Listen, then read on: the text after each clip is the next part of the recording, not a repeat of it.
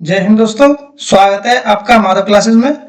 आज है 14 मार्च और 14 मार्च से रिलेटेड जितनी इंपॉर्टेंट करंट अफेयर बनती है मैं आपके सामने क्वेश्चंस लेके आया हूं, जिनमें हमारा पहला क्वेश्चन है 2027 में Asia cup archery Asia cup के दूसरे चरण की मेजबानी किस शहर को सौंपी गई है? तो राइट आंसर हो जाएगा दिल्ली को।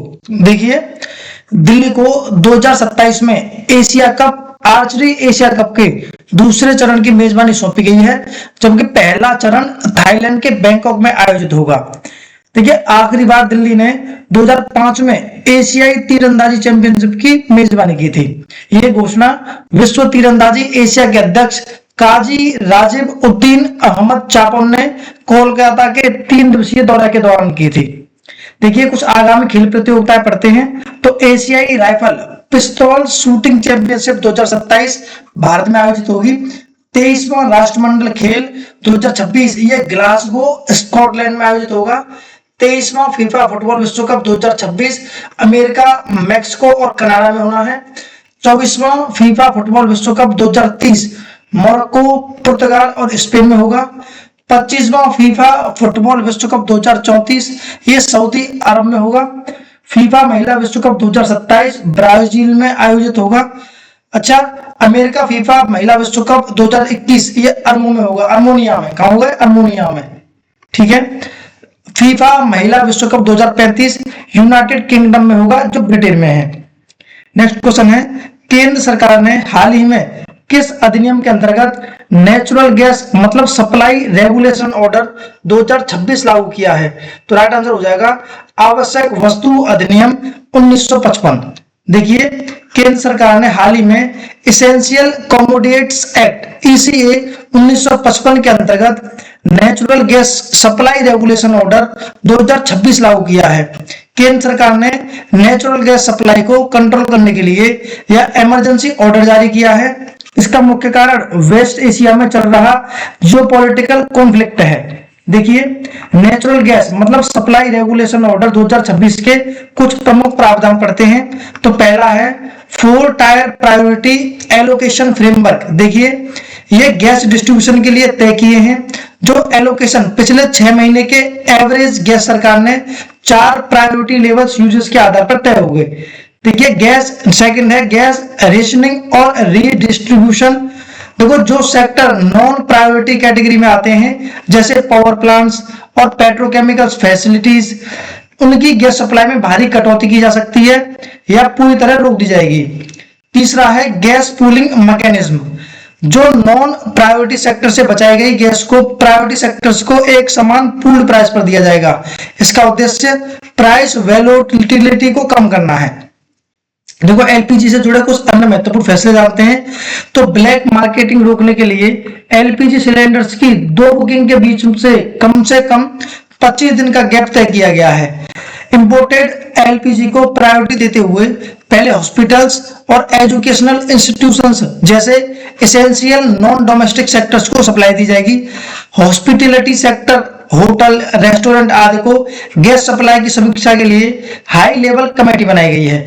याद रखेंगे। देखो, एसेंशियल कमोडिटीज एक्ट 1955 क्या होता है? तो इसका उद्देश्य आम लोगों के लिए एसेंशियल गुड्स का प्रोडक्शन, सप्लाई और प्राइसेस को रेगुलेट करना है। यह होर्डिंग और ब्लैक मार्केटिंग को रोकने में मदद करता है। देखो, एसेंशियल कमोडिटीज में शामिल चीजें मेडिसिन हैं, जो खाद हैं, फर्टिलाइजर्स हैं, दालें हैं, खाने योग्य तेल हैं, पेट्रोलियम है और पेट्रोलियम प्रोडक्ट्स हैं। सरकार जरूरत के अनुसार किसी भी वस्तु को एसेंशियल लिस्ट में जोड़ सकती है या हटा सकती है। याद रखेंगे। नेक्स्ट क्वेश्चन है, national climate stack innovation challenge किस संस्था द्वारा लॉन्च किया गया है? तो राइट आंसर हो जाएगा नाबार्ड द्वारा। देखिए, national climate stack innovation challenge को national bank for agriculture and rural development NABARD ने लॉन्च किया है। इसका मुख्य लक्ष्य ग्रामीण भारत के लिए एक डिजिटल इंफ्रास्ट्रक्चर तैयार करना है जो क्लाइमेट डाटा को एक जगह इकट्ठा कर सके। देखिए, एक इनोवेशन चैलेंजेस है ये, जिसमें टेक कंपनीज, स्टार्टअप्स, डेवलपर्स और रिसर्चर्स ऐसे टेक्नोलॉजी सॉल्यूशन बनाएंगे जो क्लाइमेट चेंज से जुड़ी समस्याओं को हल करने में मदद करेंगे। देखो, नाबार्ड के बारे में पढ़ते हैं तो ये भारत की गवर्नमेंट डेवलपमेंट बैंक इंस्टीट्यूशन है जो एग्रीकल्चर और रूरल एरियाज के विकास के लिए किसानों, ग्रामीण इंडस्ट्रीज और बैंक को फाइनेंशियल असिस्टेंस देती है। इसकी स्टेबलिशमेंट 12 जुलाई 1982 को हुई थी। अच्छा, ये नाबार्ड एक्ट 1981 के तहत एक्ट में है और इसका हेडक्वार्टर मुंबई, महाराष्ट्र में है, याद रखेंगे। नेक्स्ट क्वेश्चन है, राजकोषीय स्वास्थ्य सूचकांक 2026 किस संस्थान द्वारा जारी किया गया है? तो राइट आंसर हो जाएगा नीति आयोग द्वारा। देखिए, राजकोषीय स्वास्थ्य सूचकांक 2026 जारी करने वाला संस्थान नीति आयोग है। यह इसका दूसरा संस्करण है। अच्छा, इसका आदर्श वर्ष वित्तीय वर्ष 2023 से 2024 है। इसका उद्देश्य राज्यों की वित्तीय मजबूती का तुलनात्मक आकलन करना। अच्छा, राजकोषीय स्वास्थ्य सूचकांक 2026 की रैंकिंग के अनुसार उड़ीसा शीर्ष प्रदर्शन करने वाले राज्य के रूप में उभरा है और गोवा और झारखंड में भी शीर्ष प्रदर्शन करने वाले, उपलब्धि हासिल करने वाले राज्यों में शामिल हुए हैं। कुछ इंपोर्टेंट फैक्ट पढ़ते हैं। देखो, अग्रणी राज्यों की श्रेणी में गुजरात, महाराष्ट्र, छत्तीसगढ़, तेलंगाना, उत्तर प्रदेश और कर्नाटक जैसे राज्य शामिल हैं। परफॉर्मेंस श्रेणी में मध्य प्रदेश, हरियाणा, बिहार, तमिलनाडु और राजस्थान शामिल हैं। अच्छा, आकांक्षी श्रेणी में पश्चिम बंगाल, केरल, आंध्र प्रदेश और पंजाब शामिल हैं, याद रखेंगे। Very very important fact. Next question है, 11 मार्च 2026 को सुप्रीम कोर्ट द्वारा इच्छा मृत्यु, जिसे पैसिव यूथेनेसिया बोलते हैं, इसकी अनुमति पाने वाले व्यक्ति कौन बने हैं? तो राइट आंसर हो जाएगा हरीश राणा। देखिए, 11 मार्च 2026 को सुप्रीम कोर्ट ने 31 साल के हरीश राणा को इच्छा मृत्यु, जिसे पैसिव यूथेनेसिया की अनुमति दी है। हरीश बीते 13 साल से ज्यादा वक्त से कोमा में है और लाइफ सपोर्ट सिस्टम पर जीवित है।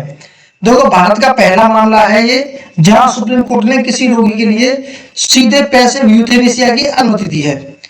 देखो, इंपोर्टेंट पॉइंट जानते हैं। पैसिव यूथेनेसिया का मतलब ये होता है कि किसी गंभीर रूप से बीमार मरीज को जिंदा रखने के लिए उसे जो भारी लाइफ सपोर्ट या इलाज दिया जा रहा है उसे रोक दिया जाए या हटा लिया जाए, ताकि मरीज की प्राकृतिक रूप से मृत्यु हो सके।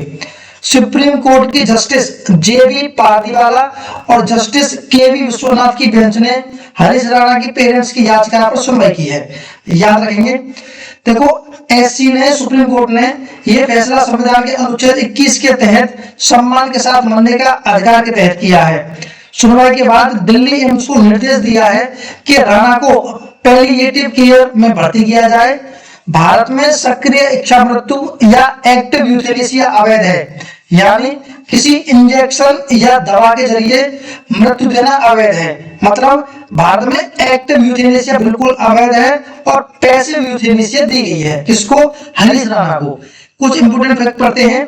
तो भारत में सर्वोच्च न्यायालय ने 2018 में एक ऐतिहासिक फैसले के माध्यम से पैसिव यूथेनेसिया या निष्क्रिय इच्छा मृत्यु को कानूनी मान्यता दी थी, याद रखेंगे। नेक्स्ट क्वेश्चन है, हाल ही में किस इंग्लैंड के फुटबॉल खिलाड़ी ने अंतरराष्ट्रीय फुटबॉल से संन्यास की घोषणा की है? तो राइट आंसर हो जाएगा काइल वॉकर ने। देखिए, इंग्लैंड के फुटबॉल खिलाड़ी काइल वॉकर ने अंतरराष्ट्रीय फुटबॉल से संन्यास की घोषणा की है। काइल 2021 और 2024 में यूरोपीय चैंपियनशिप फाइनल में पहुंचने वाले टीमों का हिस्सा थे। काइल ने 96 कैप जीते और 5 प्रमुख टूर्नामेंटों का हिस्सा रहे हैं। वॉकर ने अपने देश के लिए आखिरी बार 2025 में सेनेगल के खिलाफ एक फ्रेंडली मैच खेला था। काइल ने 2011 से 2025 तक नीदरलैंड की नेशनल फुटबॉल टीम के लिए खेला है। 2011 से 2025 तक इंग्लैंड के लिए नेशनल फुटबॉल टीम के लिए खेला है। देखो, हाल ही में संन्यास लेने वाले खिलाड़ियों के बारे में जानते हैं। तो एलिसा हिली, जो ऑस्ट्रेलिया की क्रिकेटर हैं, इन्होंने इंटरनेशनल क्रिकेट से संन्यास लिया है। साइना नेहवाल, जो भारत की बैडमिंटन खिलाड़ी हैं, इन्होंने हाल ही में संन्यास लिया है। जिनसन जॉनसन, जो भारत के मध्यम दूरी के धावक हैं, इन्होंने संन्यास लिया है। उस्मान ख्वाजा, ये ऑस्ट्रेलिया के क्रिकेटर हैं, इन्होंने इंटरनेशनल क्रिकेट से संन्यास लिया है। जॉन सीना अमेरिका के WWE रेसलर है, इन्होंने हाल ही में संन्यास लिया है। आंद्रे रसेल, ये वेस्ट इंडीज के क्रिकेटर हैं, इन्होंने हाल ही में संन्यास लिया है। केन विलियमसन ने न्यूजीलैंड के क्रिकेटर हैं, इन्होंने हाल ही में संन्यास लिया है। रोहन बोपन्ना, ये भारत के टेनिस खिलाड़ी हैं, इन्होंने हाल ही में संन्यास लिया है। और क्रिस वोक्स, जो इंग्लैंड के क्रिकेटर हैं, इन्होंने संन्यास लिया है।